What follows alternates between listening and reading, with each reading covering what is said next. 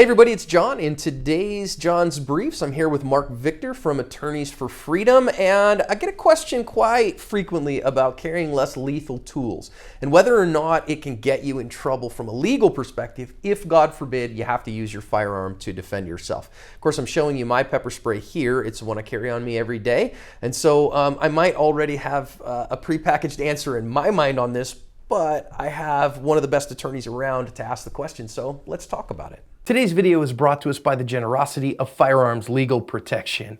Firearms Legal Protection is a legal defense program for lawful gun owners. You win the fight, and they will help you win the fight after the fight for the rest of your life. There's a link in the description for a coupon code for a discount for all active self-protection watchers. So Marc, thanks again as I put my pepper spray away, put it back in its spot. Thanks for being on the show, man. And this is a question I get pretty frequently. So I don't necessarily have a video on this one to send people to, but just to ask the question bluntly and directly, and then we can segue from there. Do you think that it can get someone in trouble if they have a less lethal tool on them, say a taser or a pepper spray or something like that, if they have to use their firearm in self-defense?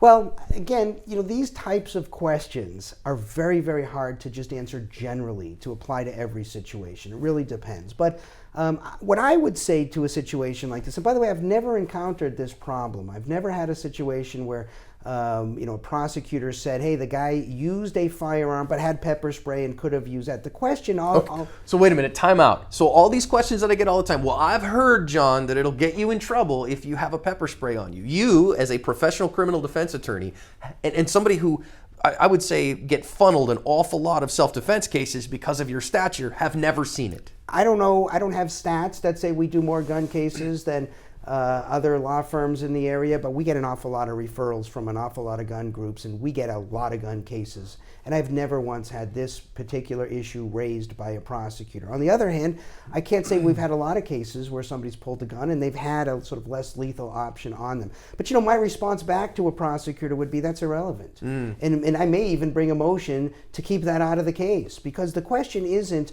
were there other options available. The question is, did he violate the law by doing what he did? Did he act unreasonably by using deadly physical force, right? So I think it's a hard question to answer for each situation, but I would also say that there might be a time when you can't use your firearm and you need an intermediate level of force. And so in that circumstance, it's probably better to have it. Now, we had this problem in Arizona a few years back. And let me explain sort of the nature of the problem. Imagine you're carrying your firearm, right? And let's just say you're out somewhere in the world and some guy comes up and says, John, I've seen your channel and I hate your channel. I'm going to slap you around. And he starts trying to slap you on the face a little bit. Don't do that. You'll make me cry. Now, your natural inclination is going to be to want to say, hey, man, leave me alone. Yeah. And you might even want to say, I got a gun. Leave me alone. But in those situations, what was happening is people were getting charged. I had lots of variations from people simply just saying, I got a gun, to people sort of showing the gun, to people just putting their hand on the gun, leave me alone. In each case, people were getting charged. And the reason they were getting charged is because the prosecutors took the position that they were threatening deadly physical force in response to ordinary physical force, which you generally can't do. But I can tell you, there's going to be a significant number of people watching your channel right now who, if carrying a gun and faced with an ordinary just a regular fist fight, they're going to want to tell that person they got a gun or take it out or put their hand on it. So this was what I would call a sort of gap in our law. And so it was fixed. I was going to say, it just got changed a couple years ago. It was fixed a few years back by our defensive display of a firearm statute. So now, and I'm speaking specifically about Arizona here, because not all states have this.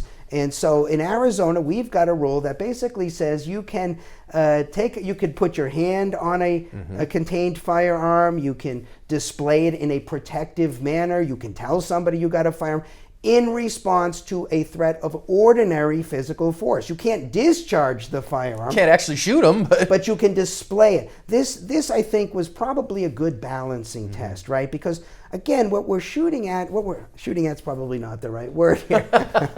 No pun intended. What we're trying to do. Well, where we're trying to get to is a reasonable rule. And in my judgment, I'll speak only for myself here, it's not unreasonable for a guy who's carrying a firearm, who's faced with a fist fight, who doesn't want to get into a fist fight for many different reasons, one of which could be, hey, this person could get my gun and use it against me, to just simply say, look, man, I got a gun, leave me alone. I don't find that unreasonable. Arizona law doesn't find that unreasonable, but your state may. In almost every situation and where this has come up, I'm fighting a prosecutor on it. Because what they all want to say, look, you got a gun involved in a situation where ordinary physical force was the threat, and we're just not comfortable with that. And what happens here is we get into a situation where you're dealing with almost always a mandatory minimum sentence, right? Yeesh. So you're gonna, if you don't work some kind of a deal, you're going to go to trial on a situation where you're looking at mandatory prison, because in Arizona, like a lot of states, crimes involving guns are mandatory prison. Yeah, they're and serious. So people get, I don't know if I want to say forced, but very strongly encouraged to take the deal rather than roll the dice. And so these cases very frequently get compromised. And so again, we wind up saying the same thing we've said in almost all these videos. It's so much better to just avoid the confrontation in the first place rather than push the limits of the law. So what I would say is always try to avoid the situation first. If you can't avoid the situation, use the minimal amount of force. I like the idea of maybe pulling out the pepper spray and say, leave me alone. If that doesn't work and you have to escalate and the facts warrant that, maybe you can go a little further. Like, for example, in Arizona, under the law I just explained, you could say, hey, I got a gun. You can even display it in a protective manner. The problem here is the law doesn't describe what a protective manner is. So we don't really know, and we don't have cases that explain this either. I speculate that a protective manner might be pointing it up or pointing it down. I tell people, back up while you're saying it, make it clear, hey man, I don't want any trouble, leave me alone, I'm not trying to be aggressive.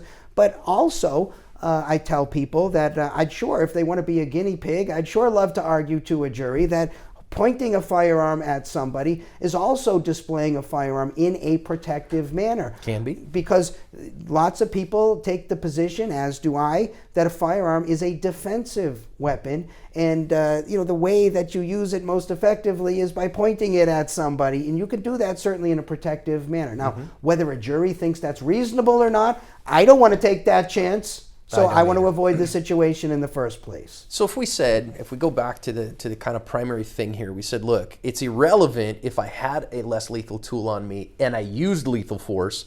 If you were justified in using the lethal force. Yeah, if I was justified in using the lethal force and they were a deadly threat, well then I needed to have a deadly response. The firearm was the right answer. Now, if I wasn't justified to use lethal force, then whether or not I had a less lethal tool on me is irrelevant, because what I'm going to prison for is an unjustified use of lethal force. So I'm looking at ag assault kind of at a minimum anyways. Yeah, if this was a real problem, right, then this would be present all the time in every police shooting, right? Because they carry batons, they carry pepper spray, they have lots of different options. Just an authoritative voice is a sort of first escalation of force. So I think that this isn't really the big problem that people worry about. I think if you keep your eye on the ball here and you first try to avoid the situation, if you can't use the absolute minimum, start with a stern voice, right? We want an escalation of force. Use the least amount of force you can use. Get yourself out of there. Sometimes the least amount is lethal force and you have to do it. And then what I would do at that point is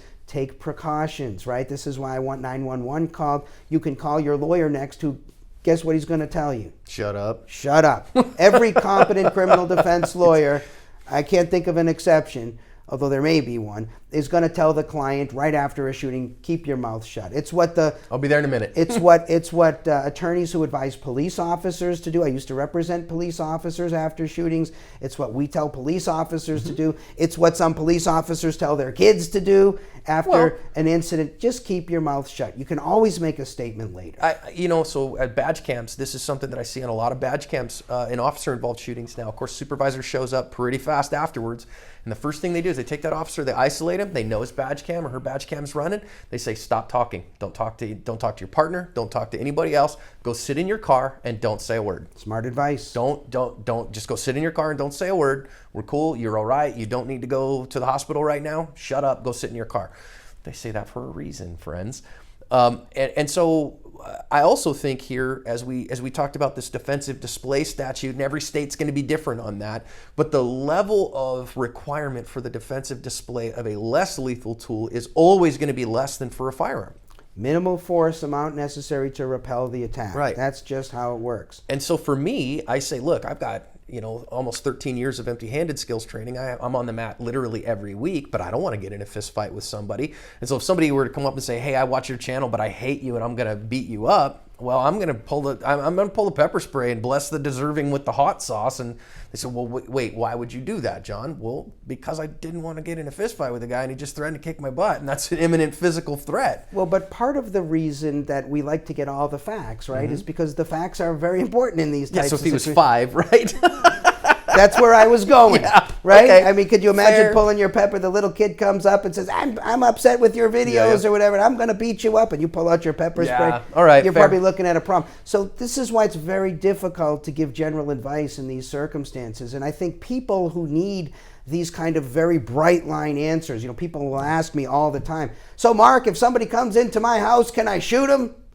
That's probably somebody who's not ready to carry a firearm yet. Oh, I love it. Not ready yet, because it's not that simple. Yeah. And if you need an answer that simple, you're not ready to carry a firearm yet. It's not just your right to carry a firearm, it's your responsibilities about carrying a firearm that is important as well. And if you're going to carry one, you have to have some understanding of how this works. Yes, otherwise you're just looking for trouble. You are. So I think at the end of the day, what we hear from Mark here is that the idea of carrying a less lethal tool causing you legal problems is pretty much a fiction because it just doesn't show up in reality. It's really a question of what are your actions justified or not. But having a less lethal tool on you can be very helpful to avoid the problems of defensive display if the firearm is not needed yet, and can solve problems that the firearm simply can't. Remember, your firearm is a single-use tool.